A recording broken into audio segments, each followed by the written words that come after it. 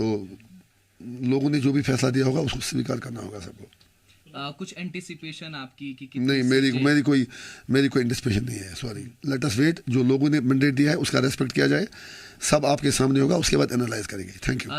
Jammu Kashmir national conference के अध्यक्ष फारूक अब्दुल्ला साहब की बातचीत हो रही थी एएनआई से। उन्होंने ये बताया कि हमारे दरवाजे खुले हैं पीडीपी के लिए, अगर पीडीपी सहयोग करना चाहेगी। हालांकि अब मेरी फॉर्मल टॉक नहीं हुई है, लेकिन अगर महबूबा जी ने हमारे लिए अगर इतने अच्छे शब्द इस्तेमाल किए हैं तो हम उनका स्वागत करते हैं। हम मिलकर कश्मीर की बेहतरी के लिए काम कर सकते हैं। सर, वो उनके घर का मामला है। वो एक दिन गुपकार अलायंस बनाते हैं, दूसरे दिन तोड़ते हैं। एक दिन डीडीसी इलेक्शन इकट्ठे लड़ते हैं, फिर पार्लियामेंट का इलेक्शन अलग अलग लड़ते हैं। उनका क्या भरोसा, वो आप उनसे पूछ लें, अपने मामले वो जाने। मैं उस पर कोई कमेंट नहीं करना चाहता। भारतीय जनता पार्टी के प्रदेश अध्यक्ष रविंदर रैना सुबह से यज्ञ कर रहे हैं। वो कह रहे हैं कि हमारी सीटें आ रही हैं, हम 46 पार करेंगे और हम इस बार सरकार बना रहे हैं। कश्मीर में नया कश्मीर हम बनाने की तैयारी कर रहे हैं। उनको मुबारक हो। अगर उनको 46 सीटें आती हैं तो फिर मैं इतना कहूँगा 7 और 7 25 होते हैं। तो आप क्या कह रहे हैं कि अब या ये असेंबली इलेक्शन हंग असेंबली की तरफ जाता हुआ? मुझे कोई, आई एम नॉट ए, मतलब मैं कोई भविष्यवाणी करने वाला हूँ नहीं, मैं अंतर्यामी हूँ नहीं।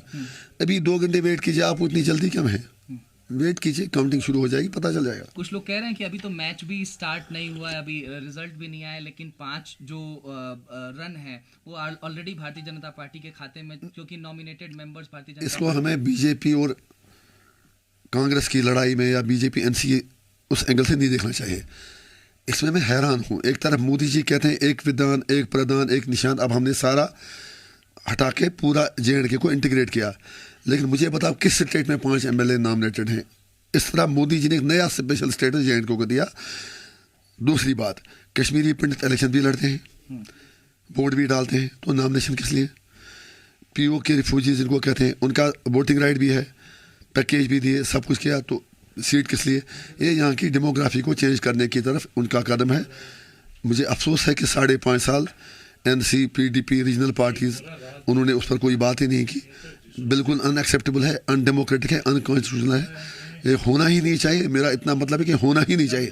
फिर अपर हाउस का, फिर लोअर हाउस का मतलब ही क्या है? इंजीनियर साहब, आपने ये चुनाव देखा जो 10 बरस के बाद, आप इतने अनुभवी नेता माने जाते हैं। मैं क्या अनुभवी? मैं तो अभी 10 साल हो गए सियासत में, 5 साल उसमें जेल में मैंने गुजारे। अनुभव जिनके पास है तो उनसे आप पूछते नहीं हैं। हाँ, बताएं। आपने जब ये चुनाव देखा 10 बरस बाद घाटी में, तो क्या कुछ नयापन दिखाई दिया आपको आज? तो कश्मीरियों की बेबसी, कश्मीरियों की हेल्पलेसनेस, हिंदुस्तानी मीडिया की गुंडागर्दी, आज कश्मीरियों के आके मुंह में माइकें घुसा रहा है, ये तो बताओ, ये तो बताओ। 5.5 साल किसी ने घास भी नहीं डाली, कुत्ता भी नहीं पूछा कश्मीरियों को। आज आप सिर्फ, आपसे मतलब आप पर्सनल नहीं, डोंट टेक अदरवाइज। नहीं तो सर सबकी मैं सर मैं ओवरऑल कह रहा हूँ। आज मीडिया हाउसेस सिर्फ ये देखना है कि कश्मीरी जिंदा हैं मर गए हैं, तो बाकी कुछ बदला नहीं है। सर, हम ANI के तौर से कहना चाहते हैं कि हम इंजीनियर राशिद साहब के पास गए, महबूबा जी के पास गए, उमर अब्दुल्ला साहब के पास गए, कांग्रेस में गए, हम हर जगह। सर, इंजीनियर जी छोटा आदमी है, मेरी कोई औकात नहीं है, मैं एक छोटा सा आदमी हूँ। अगर मैं उनके बराबर होता तो किसी में हिम्मत नहीं होती मुझे 5.5 साल तिहाड़ में डालने की।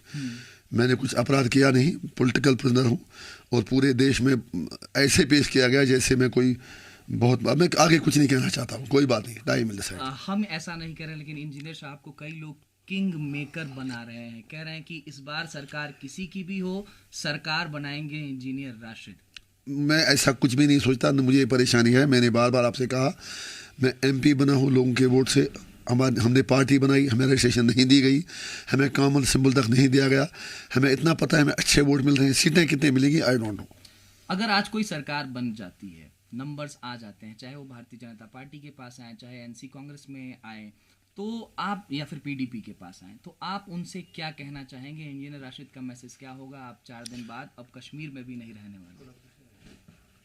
मेरा मैसेज उनके लिए ये होगा कि इक़्तिदार आता है जाता है, पावर कोई परमानेंट चीज़ नहीं है।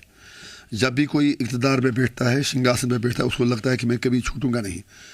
ये रिक्वेस्ट करूँगा हाथ जोड़ के कि मेहरबानी करके, जम्मू कश्मीर एक साधारण स्टेट नहीं है। एक तरफ पाकिस्तान है, चाइना है, इंडिया है, बाकी लोग हैं, दुनिया की नज़रें इस पर हैं, स्टेट एक्टर्स हैं, नॉन स्टेट एक्टर्स हैं। कश्मीर के लोगों पर कृपया कीजिए, उन्हें जीने दीजिए, उन्हें सांस लेने दीजिए, उनके अधिकार दीजिए, उनको इंसान समझिए। इसको हिंदू मुस्लिम मत बनाइए, इसको आप एक मानवता की हैसियत से देख लीजिए।